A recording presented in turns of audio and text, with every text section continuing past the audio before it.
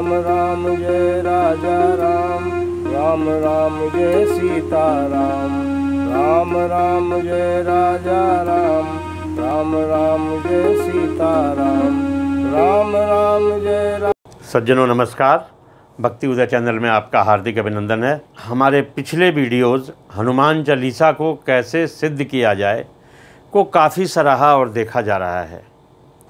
Video को देखने के बाद कुछ जिज्ञासु मित्रों ने यह जानना चाहा है कि यह कैसे समझा जाए कि हनुमान जी की कृपा हम पर हो रही है।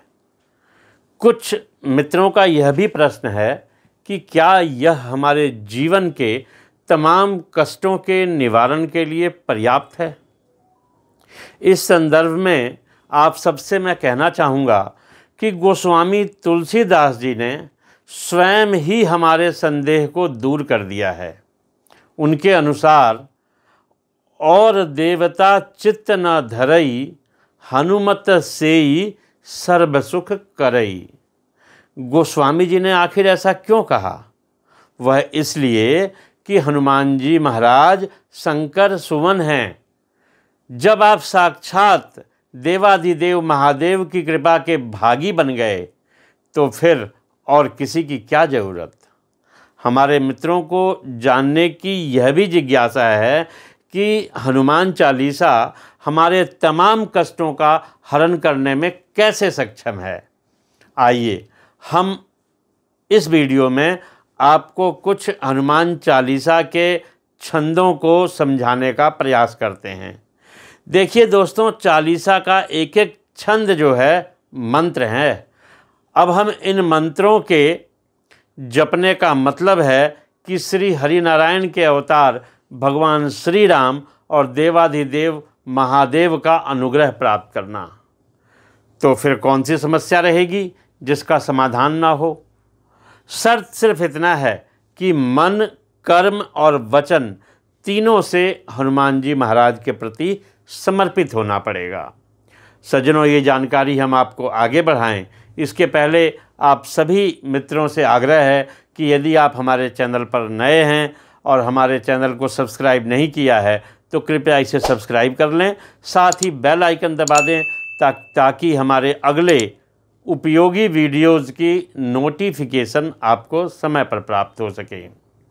आइए हम हनुमान चालीसा के कुछ छंदों को समझने का प्रयास करते हैं। किसी बच्चे का यदि पढ़ाई में मन नहीं लग रहा है तो उसको इस मंत्र का पाठ करना चाहिए। बल बुद्धि विद्या देहु मोहि, हरहु कलेश विकार। अगर इस छंद का नित्य जप किया जाए तो विद्यार्थी का पढ़ाई में मन अवश्य लगने लगेगा। इसी प्रकार यदि मन में अकारण ही भय उत्पन्न हो जाता हो तो फिर हमें जो मंत्र जपना चाहिए वो है भूत पिशाच निकट नहीं आवे, महावीर जब नाम सुनावे। इसका जप करने से मन में आए हुए भय जो हैं वो समाप्त हो जाते हैं। यदि किसी कार्य को सिद्ध करना हो तो ये पंक्ति पढ़ें या इस चौपाई का जाप करें। भीम रूप धरि असुर संहारे, रामचंद्र के काज संवारे।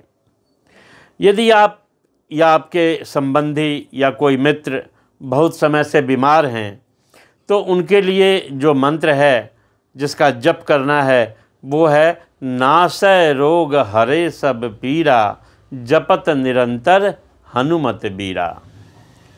यदि प्राणों पर संकट ही आ गया हो तो क्या किया जाए?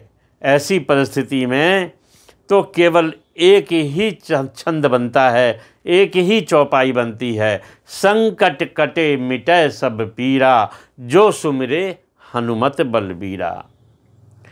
या संकट ते हनुमान छुड़ावें, मन क्रम वचन ध्यान जो लावें।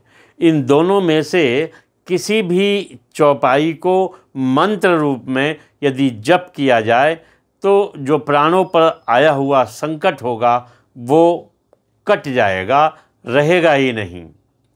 यदि कोई बालक बुरी संगत में पड़ गया हो और संगत छूट नहीं रही हो तो क्या किया जाए?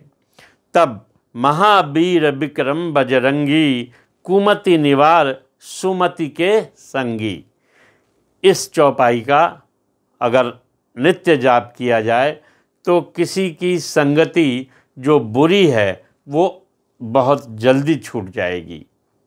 इसके अलावा अगर आपका मन किसी व्यसन में आसक्त हो गया है, किसी विषय वासना में आसक्त हो गया है जो आपके जीवन को नरक बना रहा है, तो आपको क्या करना चाहिए? फिर ये पाठ करना चाहिए, जो 7 बार पाठ कर कोई, छूट ही बंदी महासुख होई। यदि किसी भी प्रकार का डर सता रहा हो तो इस मंत्र का जाप करें। सब सुख लहें तुम्हारी सरना, तुम रक्षक काहू को डरना। आपके मन में अगर किसी भी प्रकार की मनोकामना है, कोई मनोरथ सिद्ध करना चाहते हैं, भोग से संबंधित हो, योग से संबंधित हो, किसी भी प्रकार की सिद्धि प्राप्त करनी हो, तो आप इस चौपाई का नित्य जाप करें। और मनोरथ जो कोई लावे, सोई अमित जीवन फल पावे। किसी भी प्रकार का संकट, कैसी भी पीड़ा सुमिरन करते ही हनुमान जी महाराज दूर कर देते हैं। ये हनुमान जी का स्वभाव है। मतलब कहने का कि हनुमान चालीसा का संपूर्ण पाठ जीवन को सुखद, सरल और सार्थक बनाने में सहजता के भाव को परिलक्षित करता है। एक और प्रश्न था कि हम कैसे एहसास करें कि प्रभु की कृपा हो रही है। तो सज्जनों, हनुमान जी खुश होने पर बड़े सरल और सहज संकेत देते हैं जो हमारे दैनिक जीवन में एहसास करने के लिए पर्याप्त हैं। जैसे शनि की 7.5, ढैया या अन्य किसी भी तरह की शनि पीड़ा का असर आप पर न होना, इस बात का संकेत है कि आप पर हनुमान जी की कृपा बनी हुई है। जिन कठिनाइयों का सामना करने में भय लगता था, अगर उससे मुक्ति मिलना शुरू हो जाए और आप उसका डट के मुकाबला करने लगें तो समझिए कि हनुमान जी की कृपा होने लग गई है। कभी कभी ऐसा होता है कि कठिन परिस्थितियों को सोचकर आदमी प्रमाद में चला जाता है, शोक में चला जाता है। ऐसा भी हो जाता है कि अपने आप को ख़त्म कर लेने का विचार आने लगता है। दोस्तों, जीवन अनमोल है, हमें इसे बचाना होता है। जो स्थिति आपके साथ आज है वो कल नहीं रहेगी। अतः आपके ऐसे बुरे विचारों पर अंकुश लगना शुरू हो जाए तो समझिए हनुमान जी की कृपा होने लग गई है। कभी कभी इंसान कठिनाई से बचने के लिए बात बात में झूठ बोलने लगता है। अगर आपकी इस आदत पर अंकुश लगना शुरू हो जाए तो समझिए हनुमान जी आपके साथ हो गए हैं। हनुमान जी जब कृपा करते हैं ना तो सबके साथ प्रेम का भाव उत्पन्न होने लगता है। दोस्तों में, परिवार के साथ आप किसी विवाद में नहीं उलझते।